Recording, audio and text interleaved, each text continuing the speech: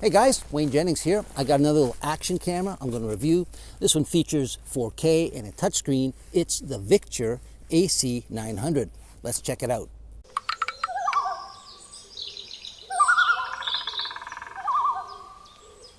The Victure AC900 is a compact little camera representing the top end of the Victure action camera lineup.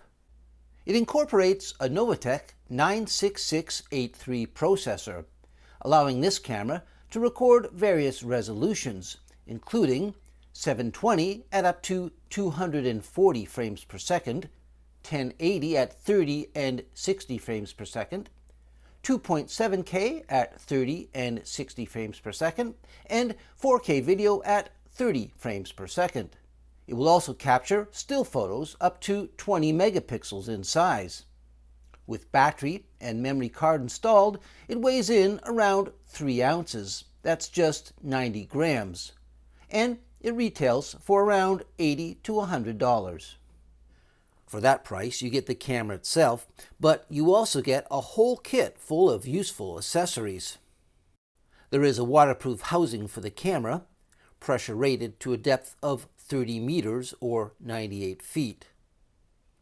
And there's a secondary back door for the housing that incorporates a thin panel. This allows you to operate the touchscreen, but this is considered a dust-proof door and cannot be used underwater. You get 2 quick release plates. One has a flat bottom for mounting on a flat surface. The other is slightly curved for mounting on a helmet, and you get 2 extra self-adhesive pads. To help secure your camera, they supply an assortment of zip ties, there's a metal lanyard, and there are these adjustable nylon straps, as well as some Velcro strips. 2 batteries are included. They are rated at 1,350 milliamp hours each, and there is a USB Type-C charging cable included. It comes with this little mounting cage that snaps onto the camera, and there is a nice selection of camera mounts, including one designed to fit on a roll bar or handlebar, and there are a couple of tripod adapters included as well. You get a user manual, an accessory mounting guide, and you even get this cleaning cloth.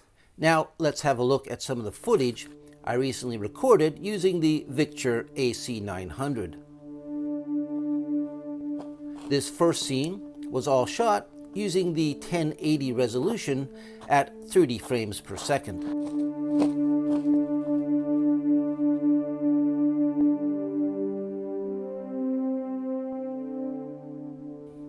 This scene was recorded using the 2.7K resolution at 60 frames per second.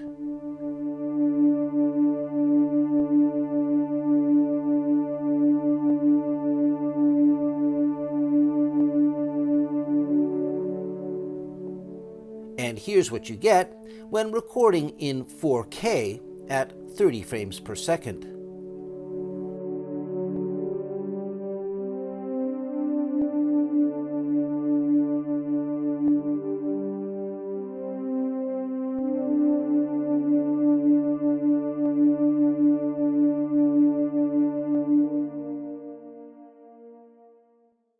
So as you can see from those examples, this little camera does a pretty good job at recording video at various resolutions.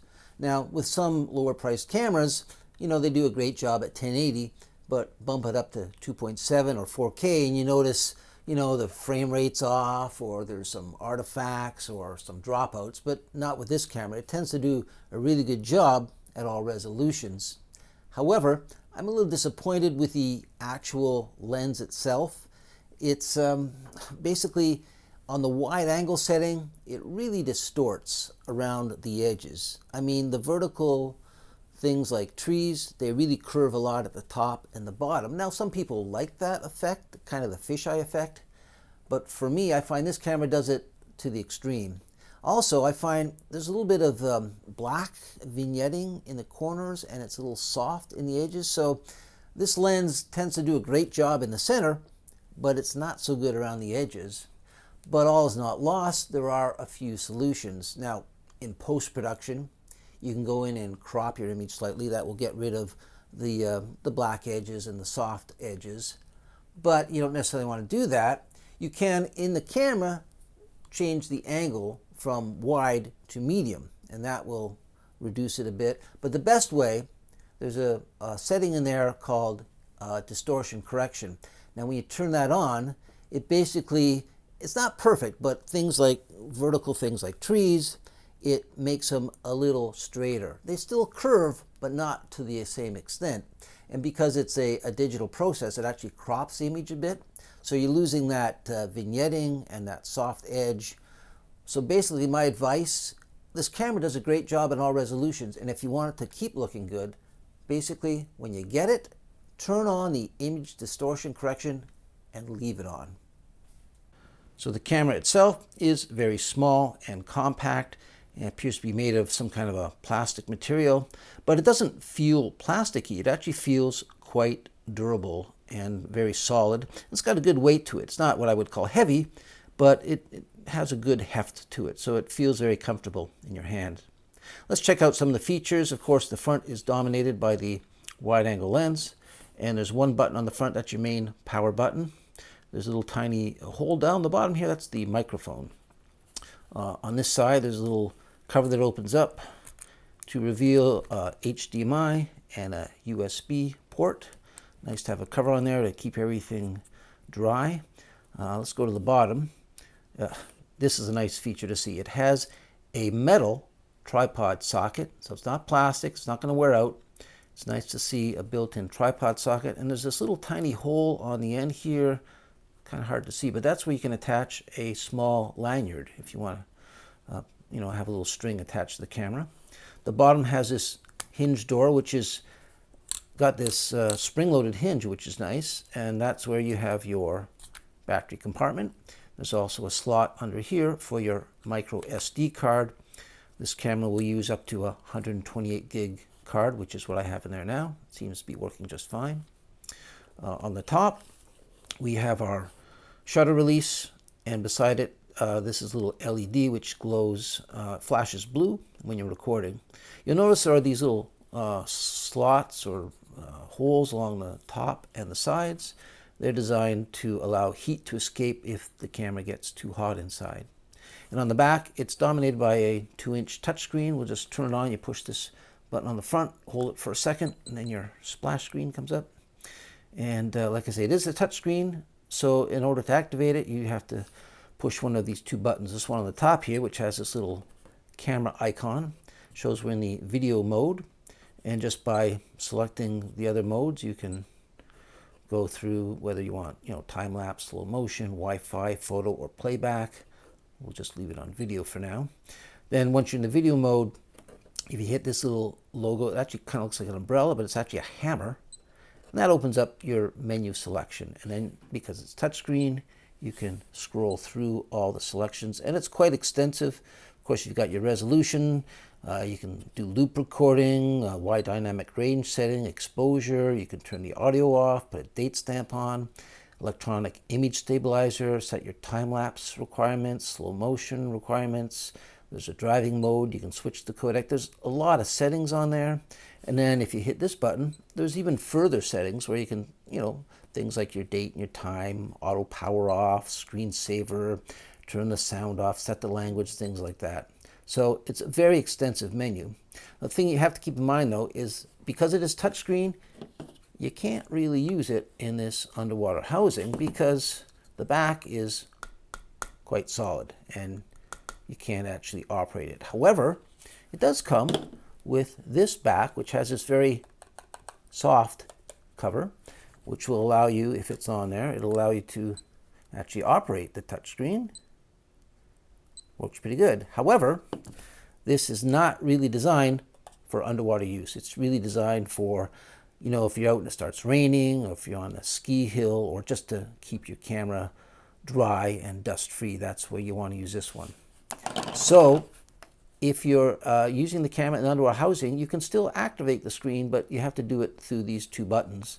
The one on the front, if you push that continuously, it will kind of cycle through the various menu options. And then when you get to one you want, you hit the shutter button. So now we're in the video mode, but if you hit it again and just hold it for about a second, then the menu pops up. And then by using the front one, you can select the various options, and then the top one will then open up or turn things on or off. And then once you've set things, you have to actually use the top button again by pushing it and holding it for a second or two, and then it kind of goes through and gets you out of the menu. So here's a little audio test. Right now I'm recording my voice in the camera and on this digital audio recorder. I basically use one of these for all my productions to get good quality sound, but I'll turn it off and then you'll be hearing me just recorded into the camera. So let's turn this off. There, I had to stop recording. Now the sound you're hearing is what the camera is picking up, and I'm only about arm's length, so it's less than a meter away from the camera. And I find on the Victure AC900, the audio records, it's okay, you can understand what I'm saying, but I find it's a very, very low level. I mean, I'm just speaking at a normal voice.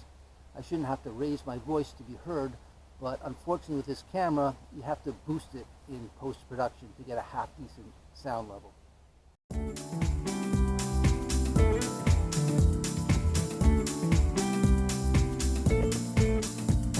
This camera does a very nice job at recording time-lapse sequences, allowing you to record a single frame every half second, 1, 3, 5, 10, 30, or 60 seconds.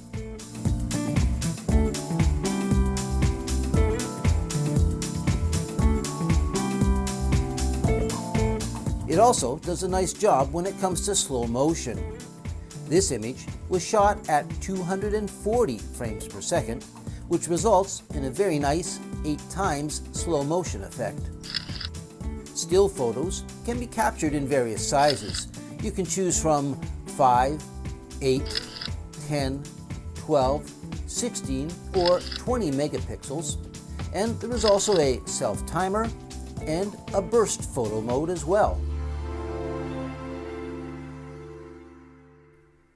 Other useful settings on this camera include the ability to adjust the exposure by plus or minus 2 f-stops in 1/3 stop increments. The white balance can be left on auto or set to daylight, cloudy, tungsten, fluorescent, or there's a diving mode for use underwater. And the ISO can be set to auto or 100, 200, 400, 800 or 1600 ISO. This camera has an electronic image stabilizer function. Now it's turned off right now, and I'm just walking along this trail holding the camera with a selfie stick, just so you can see the kind of image you would get without using an image stabilizer. The ground's a little rough and uneven, so I'll turn that EIS on and we'll compare the two. Okay, now this is that same shot with the image stabilizer turned on. And just to make it accurate, I've gone back and retraced my steps. I'm walking over the same terrain. So this is that same shot with the image stabilizer turned on. There's a setting in the menu called driving mode. When you turn that on, basically this camera acts as a dash cam, so you can record video while you're driving. The other nice thing is you don't have to have a battery inside. As long as you have a USB connection in your car, you can plug it in and record video all day long. The wide-angle lens on this camera can really distort and bend the horizon. The vehicle appears to be driving up, then down a hill. What you are actually looking at here is a level roadway. Now, here's that same scene with the distortion correction feature turned on. That same roadway in the background gets leveled out somewhat. It's not perfectly flat, but as you can see when that car drives by, it is definitely less of a curvature. This camera allows you to change the angle of view. There's settings for large or wide, medium, and small or narrow. Now, I find there's not a lot of difference between these different angles, but I'll just run through them so you can see for yourself. Right now the camera is set on large, which gives you the widest field of view. Now I've switched the camera to the medium angle, so it's just a little bit tighter. And this is the small or the narrow setting. So it's not like having a telephoto lens, but it just allows you to get a little bit closer to your subject without actually moving the camera. So once again, to recap, this is large, and this is the medium angle, and this is the small angle. You can operate the camera remotely using Wi-Fi. You just have to download this app. It's called YKJ. And once it's on your system, you just hit connect camera and it will go in and find the camera. So you can see on the view screen here is what the camera sees. So there's a bit of a lag there. You see as I move that, it takes about a second, but that's okay. So basically you see what the camera sees, and you have the options of video or photo.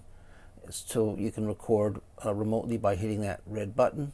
There are, you can also, if you hit this button down here, it just takes a second, but it will call up all the images that are stored on the card. So here we see all the photos. You can also go in and see all your videos. Let's just get back to the system here. And there's a few basic menu settings in here. If you hit this button down here, you can go in. It's like a quick menu. You can change the megapixel size for shooting photos, or if I'm on video and I hit that button, once it pops up here, they're going to hit that quick menu, and I can go in and change all the video resolutions. Or there's a menu up here which is a little more extensive, but not as extensive as the camera itself. But I can basically go in, change the resolution, do things like turn the audio on or off. I can actually set the exposure, and a few basic settings on there. Not as extensive as a camera, but still a nice way to operate the camera safely from a distance. My final thoughts. Well, it seems to be a pretty good little camera for the amount of money it costs. It seems to be well built. It's got an easy to use touchscreen on the back, and it seems to do a great job recording at all video resolutions. There's a few features that are missing that would be nice to see, like a LED on the front, so that when you're holding it out to get a selfie or you're vlogging with it, you can actually tell that it's recording. It'd also be nice if it had a built-in microphone input jack, so you can plug a microphone in. It does not have that. And the sound quality, it's not horrible, but it records at a lower level than I would like, so you got to boost it up in post-production. It does a great job with time-lapse. It does a really good job with slow motion. Unfortunately, it only does slow motion at the 720 resolution. I don't know why it doesn't have a 1080 setting for that, but nonetheless, it does a pretty good job. And the 720 image is actually pretty sharp. My biggest gripe, as mentioned earlier, is the lens distortion on the wide angle setting. I find it's just too much on the top and the bottom for my liking. So as I mentioned before, the best way is to turn on that distortion correction function, and you should be good to go.